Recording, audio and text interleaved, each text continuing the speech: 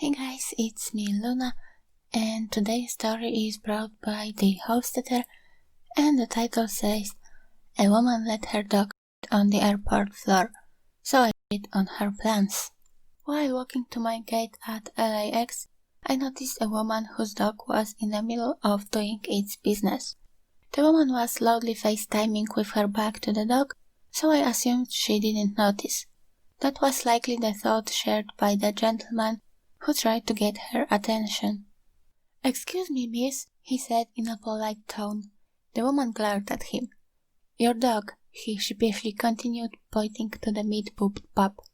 The woman rolled her eyes and went back to FaceTime as the man slinked away, seemingly embarrassed.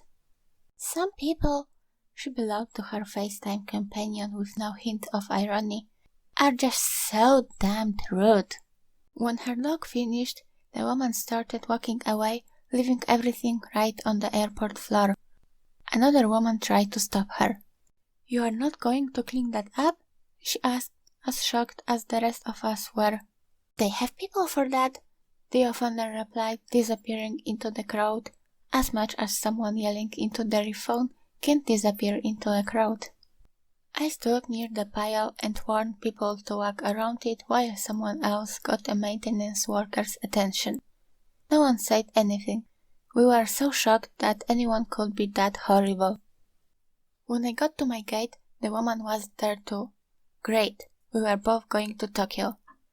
When I travel abroad, I get embarrassed by other Americans doing things 100 times less embarrassing than leaving animal feces on the floor of an airport. To make it worse, her dog was now barking at everyone who walked by. I have nothing against people flying with their dogs. I do it often. But it is a privilege I take seriously. My dog is well trained and behaves better than most people. He certainly behaves better than that.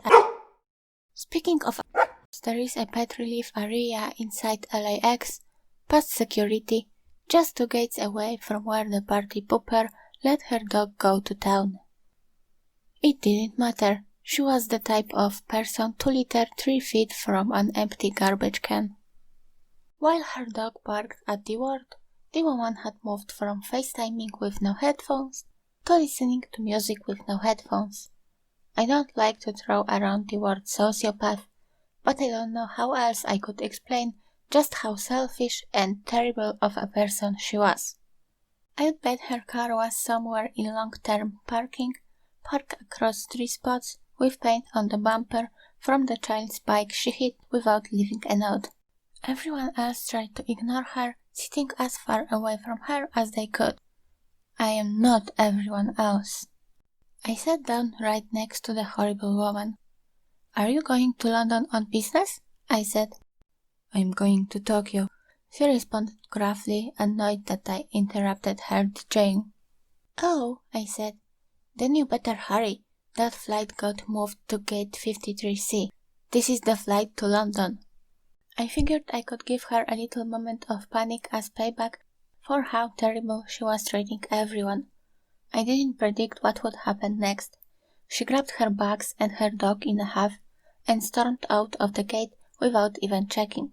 She was so self-involved, she didn't notice that the monitor at our gate still said Tokyo, and almost everyone at the gate was Japanese. Based on her actions, she believed me that the flight had been moved, so she's an asshole for not thanking me.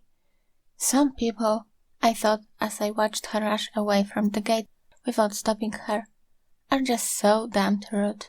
The flight to Tokyo was at gate 69A, so the 53 gates were on the other side of the next terminal.